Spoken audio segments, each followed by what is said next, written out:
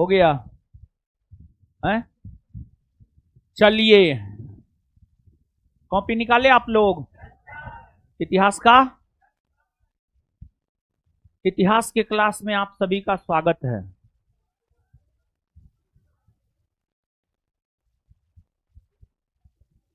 सबका स्वागत है।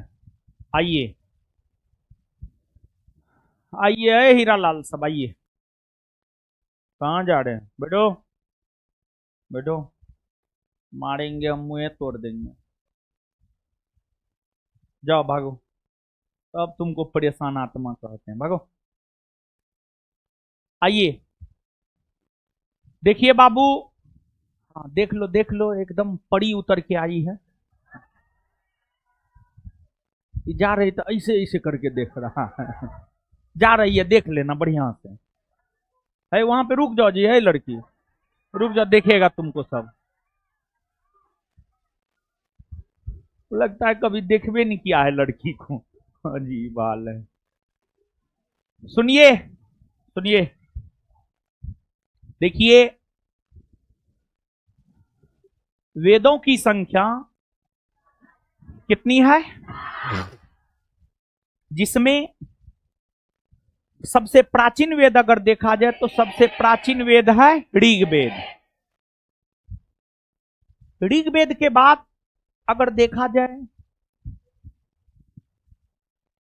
तो ऋग्वेद के बाद अगला वेद है यजुर्वेद। यजुर के बाद अगला वेद है सामवेद। फिर अगला वेद है अथर्ववेद। अथर्ववेद ये जो है, समझिए बोर्ड पे आइए, समझिए ना, लेक्चर दे रहे हैं समझिए ना, मारा है थोड़ी।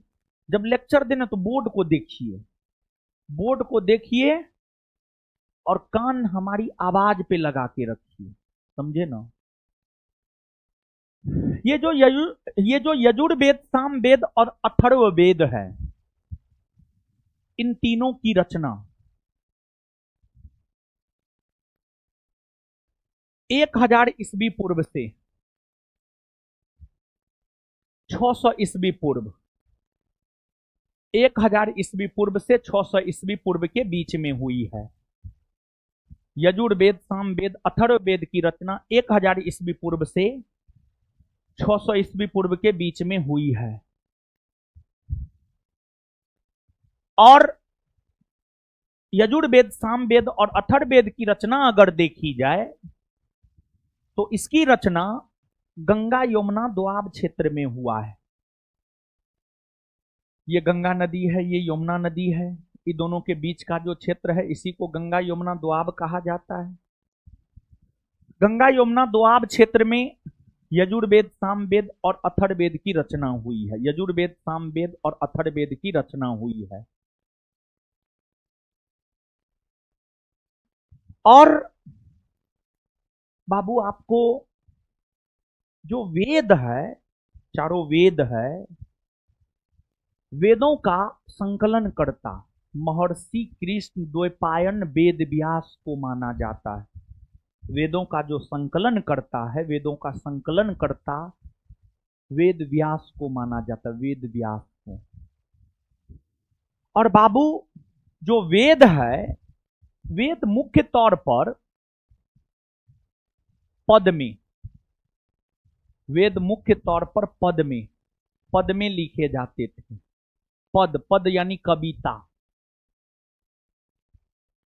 गद, गद मतलब कहानी। वेद जो है पद में लिखे जाते थे कविता के रूप में। लेकिन यजुर्वेद एक ऐसा वेद है, यजुर्वेद एकमात्र ऐसा वेद है जो गद और पद दोनों में है, जो कविता और कहानी दोनों में है। सामान्य तौर पर वेद पद में लिखे जाते थे, लिखे गए थे, लेकिन यजुर्वेद एक ऐसा वेद है जो गद और पद दोनों में लिखा गया है। और जहां तक यजुर्वेद का सवाल है, यजुर्वेद सब दो शब्दों से मिलकर बना है, यजुर प्लस वेद। यजुर का मतलब होता है यज्ञ, वेद का मतलब होता है जानना, वेद का मतलब होता है जानना। यज्ञ के बारे में जानकारी, जब यज्ञ होता है तो उस समय यज्ञ एक प्रकार का होता है धार्मिक अनुष्ठान। यज्ञ एक प्रकार का धार्मिक अनुष्ठान होता है, यज्ञ एक प्रकार का धार्मिक अनुष्ठान होता है। यज्ञ के समय कई सारे विधि विधान का पालन किया जाता है। तो यज्ञ के विधि विधान से संबंधित जानकारी हमें यजुर्वेद देता है, और यजुर्वेद को कर्मकांडीय वेद भी कहा जाता है। और जो यजुर्वेद है, यजुर्वेद को दो भागों में बांटा गया है। यजुर्वेद को दो भागों में बांटा गया है, कृष्ण यजुर्वेद, कृष्ण यजुर्वेद और शुक्ल यजुर्वेद। कृष्ण यजुर्वेद और शुक्ल यजुर्वेद, कृष्ण यजुर्वेद और शुक्ल यजुर्वेद। और इन दोनों यजुर्वेदों में भी अगर देखा जाए तो जो कृष्ण यजुर्वेद है, कृष्ण यजुर्वेद ही गद और पद दोनों में है। कृष्ण यजुर्वेद की अगर हम बात करें तो कृष्ण यजुर्वेद ही गद और पद दोनों में है। कृष्ण यजुर्वेद ही गद और पद दोनों में है। तो आपको इसके बाद जो सामवेद है, सामवेद दो शब्द साम प्लस गान से साम प्लस वेद से मिलकर बना है, जिसमें साम का अर्थ होता है गान, वेद का अर्थ होता है जानना, यानी गान, गाना के बारे में जानना। सामवेद ऋग्वेद पर आधारित वेद है। सामवेद ऋग्वेद पर आधारित वेद है। ऐसा हम इसलिए कह रहे हैं क्योंकि सामवेद के अधिकतर मंत्र ऋग्वेद से ही लिए गए हैं। और भारतीय संगीत के 7 मूल स्वर हैं, सा रे गा मा पा धा नी, नी नी तक।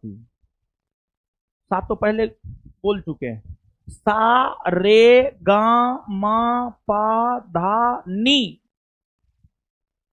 नी। तो ये जो भारतीय संगीत के 7 मूल स्वर है, इसकी उत्पत्ति सामवेद से ही हुई है।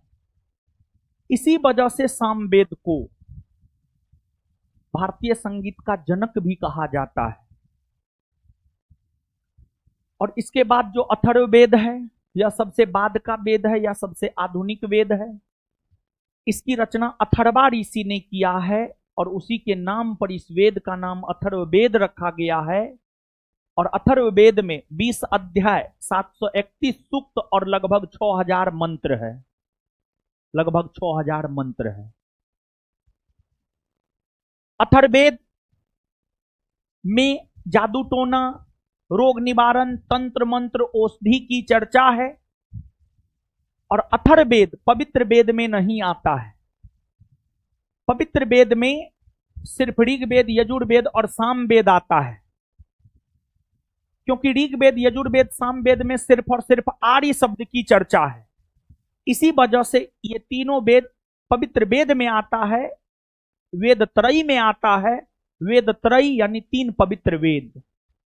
वेद त्रयी में अथर्ववेद नहीं आता है, और वेद त्रयी में अथर्ववेद इसलिए नहीं आता है क्योंकि अथर्ववेद में आर्य और अनार्य दोनों की चर्चा है। इसी वजह से अथर्ववेद वेद त्रयी में नहीं आता है, यानी 3 पवित्र वेद में नहीं आता है।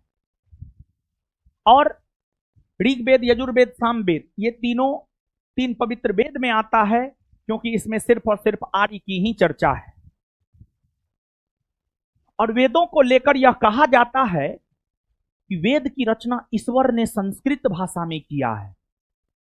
वेद की रचना किसी साधारण पुरुष ने नहीं, किसी साधारण मानव ने नहीं किया है, बल्कि वेद की रचना ईश्वर ने किया है। इसी वजह से वेद को अपौरुषेय कहा जाता है। अपौरुषेय, वेद की रचना किसी साधारण पुरुष ने नहीं बल्कि ईश्वर ने किया है। इसी वजह से वेद को अपौरुषेय कहा जाता है, अपौरुषेय कहा जाता है। लिखिए नीचे, जहां तक लिखे हैं वहां से आगे लिखिए।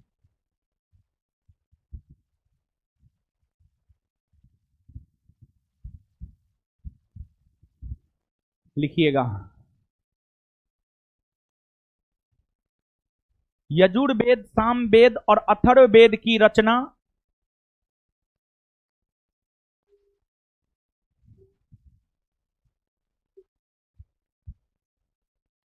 यजुर्वेद, सामवेद और अथर्ववेद की रचना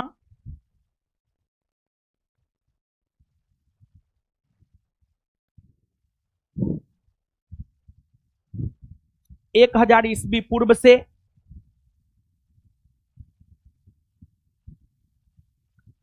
1000 ईस्वी पूर्व से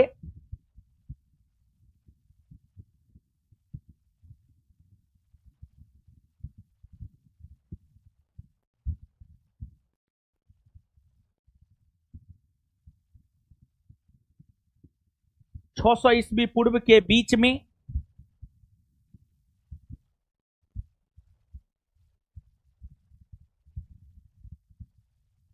600 ईस्वी पूर्व के बीच में गंगा यमुना दोआब क्षेत्र में, गंगा यमुना दोआब क्षेत्र में हुआ है।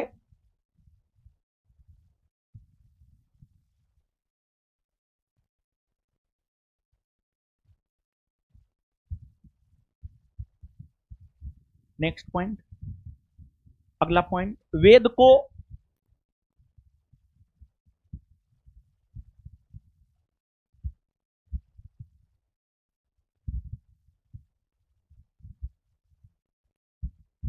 वेद को अपौरुषेय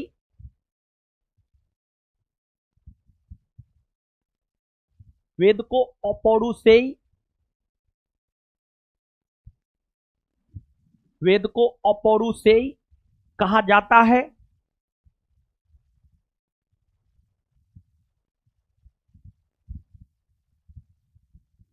क्योंकि इसकी रचना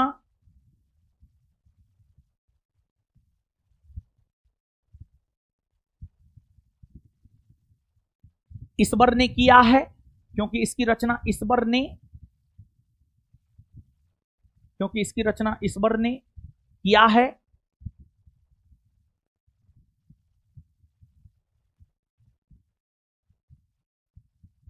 फुल स्टॉप। वेदों की रचना संस्कृत भाषा में हुई है, उसी में वेदों की रचना संस्कृत भाषा में हुई है।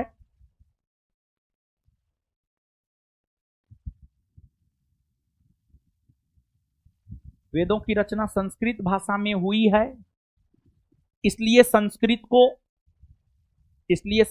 को देवत्व भाषा इसलिए संस्कृत को देवत्व भाषा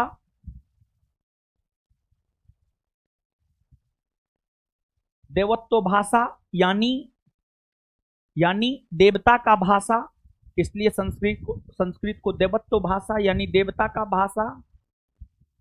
का भाषा कहा जाता है।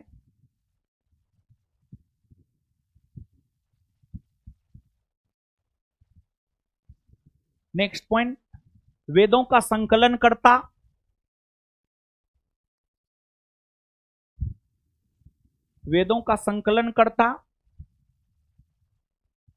वेद व्यास वेदों का संकलन करता वेद व्यास को माना जाता है।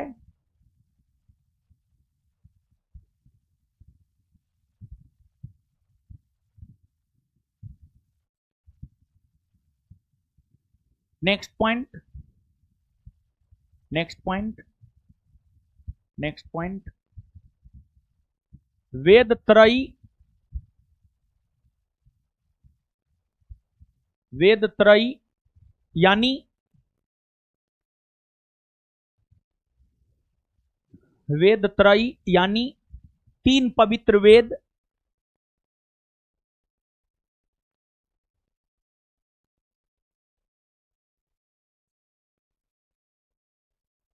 वेद त्रयी यानी तीन पवित्र वेद के अंतर्गत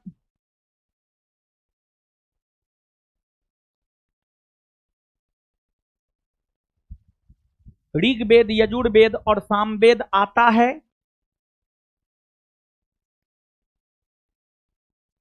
ऋग्वेद, यजुर्वेद, सामवेद आता है।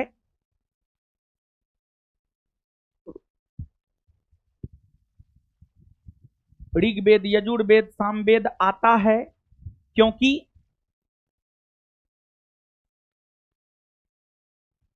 क्योंकि इन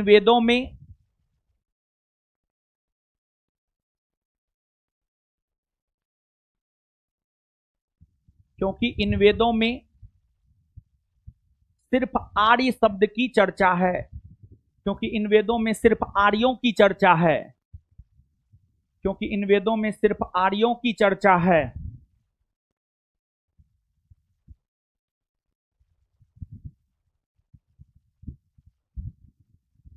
फुल स्टॉप। उसी में अथर्ववेद, अथर्ववेद में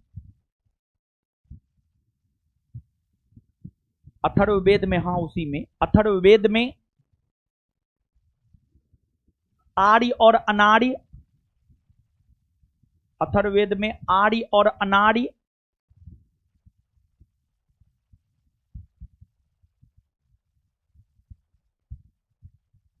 अथर्ववेद में आर्य और अनार्य,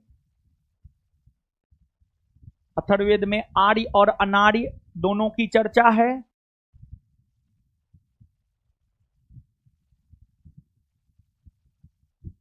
अथर्ववेद में आर्य और अनार्य दोनों की चर्चा है, जिस कारण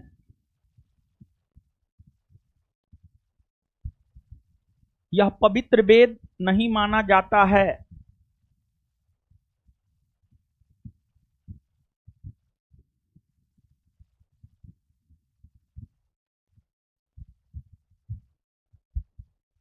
आगे हेडिंग मारिएगा यजुर्वेद, यजुर्वेद।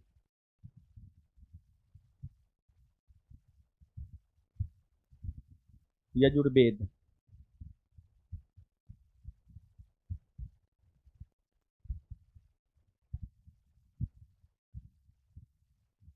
यजुर्वेद में यजु का अर्थ, यजुर्वेद में यजु का अर्थ यज्ञ होता है।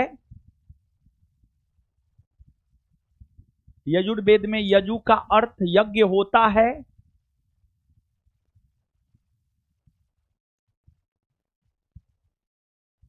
यह वेद हमें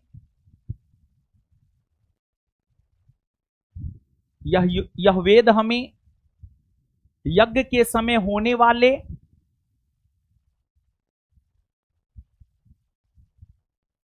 यह वेद हमें यज्ञ के समय होने वाले विधि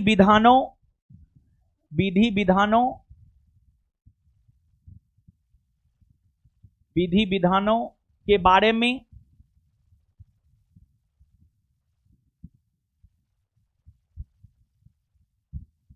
बतलाता है।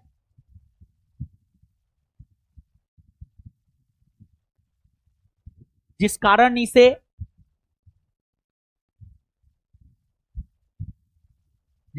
इसे कर्मकांडीय वेद,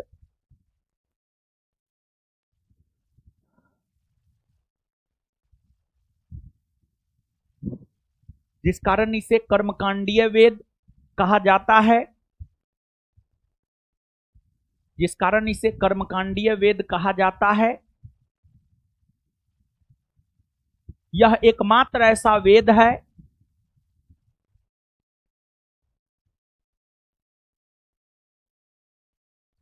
यह एकमात्र ऐसा वेद है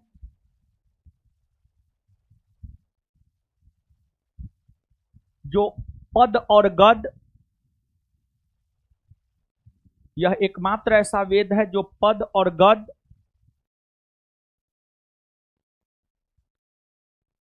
यानी कविता और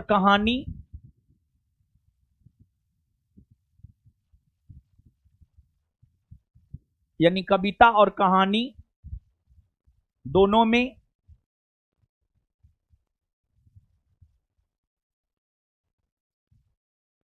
लिखा हुआ है।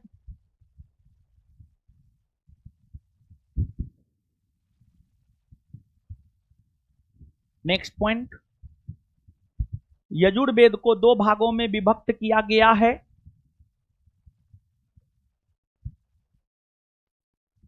यजुर्वेद को दो भागों में विभक्त किया गया है।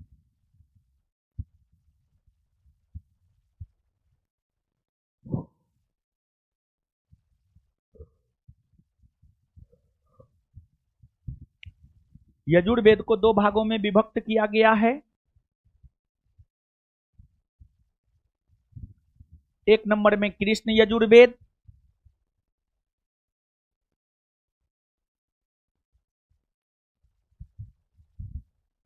दो नंबर में शुक्ल यजुर्वेद। यजुर्वेद को दो भागों में विभक्त किया गया है। एक नंबर में कृष्ण यजुर्वेद, दो नंबर में शुक्ल यजुर्वेद। अब नीचे से स्टार मार के लिखिएगा।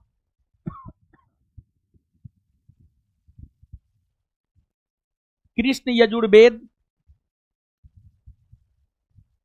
कृष्ण यजुर्वेद, कृष्ण यजुर्वेद गद्य और पद, कृष्ण यजुर्वेद गद्य और पद, कृष्ण यजुर्वेद गद्य और पद दोनों में है। कृष्ण यजुर्वेद गद्य और पद दोनों में है।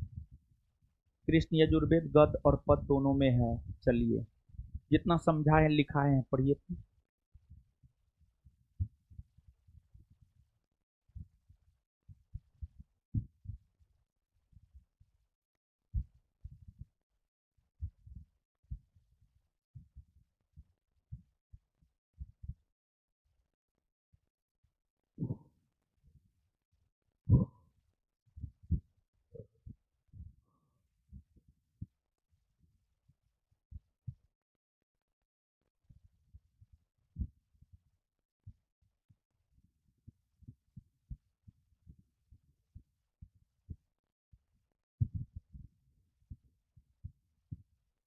अरे अपना कॉपी में पढ़ो ना यार।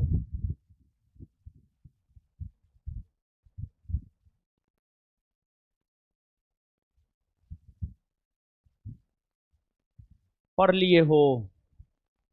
है कॉपी दो बाबू।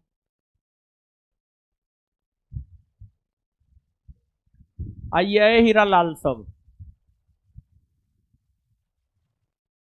यजुर्वेद, सामवेद और अथर्ववेद की रचना कब से कब के बीच में हुई है?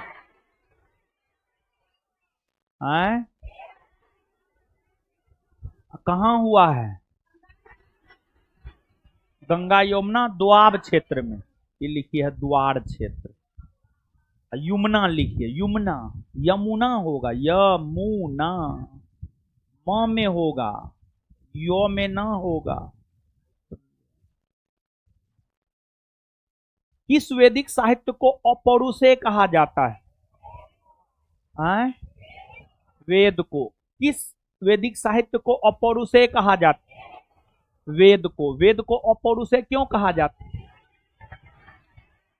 क्योंकि इसकी रचना ईश्वर ने किया है। वेद को अपौरुषेय क्यों कहा जाता है? क्योंकि इसकी रचना ईश्वर ने किया है। वेदों का संकलन करता कौन है? वेद व्यास। वेदों का संकलन करता। वेद त्रयी का मतलब क्या होता है? तीन पवित्र वेद। वेद त्रयी का मतलब क्या होता है? तीन पवित्र वेद। और 3 पवित्र वेद में कौन नहीं आता है? अथर्ववेद। कौन नहीं आता है? कौन नहीं आता है? अथर्ववेद। क्यों नहीं आता है? क्योंकि उसमें आर्य और अनार्य, यजु, यजु का अर्थ क्या होता है? किस वेद को कर्मकांडीय वेद कहते हैं? यजुर्वेद ना। कौन ऐसा वेद है जो गद और पद दोनों में है? यजुर्वेद को कितने भागों में बांटा गया? हाँ, कौन कौन? कृष्ण यजुर्वेद और कृष्ण यजुर्वेद गद और पद दोनों में ना है? कौन यजुर्वेद गद और पद दोनों में है? कृष्ण। अरे कम से कम बोर्ड पे लिखते हैं तो कम से कम देखा करो, सही लिखा करो। गद भी तुम गलत लिखी है, ठीक है? तो इससे आगे इस पे पैर नहीं देना है, ठीक है? ये टीचर का है स्टेज, समझ गए ना? इसका सम्मान करना है। चलिए, इससे आगे हम लोग अगले क्लास में मिलेंगे। और अभी एस्थेटिक्स का क्लास है। हाँ है, क्लास नहीं कीजिएगा, 8 बजे तक क्लास है। क्लास की मारेंगे, मुंह तोड़ देंगे हम। हाँ, आए हैं ना सर? आ गए ना? हाँ, अभी 8 बजे तक क्लास होगा। मारेंगे, बहुत मार मारेंगे हम। हाँ ठीक है, पढ़ो ना। पढ़ेगी नहीं तो क्या? यहाँ घास छिलने आई है? गांधी मैदान में घास छिलेगी क्या? पढ़िए। और इसके बाद कल जो है बिहार और करंट का क्लास है, और परसों रविवार है, बंद है। फिर सोमवार को मिलेंगे हम, ठीक है? चलिए,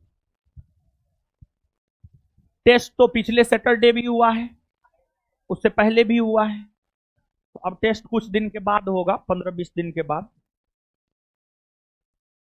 मिलते हैं अगले क्लास में।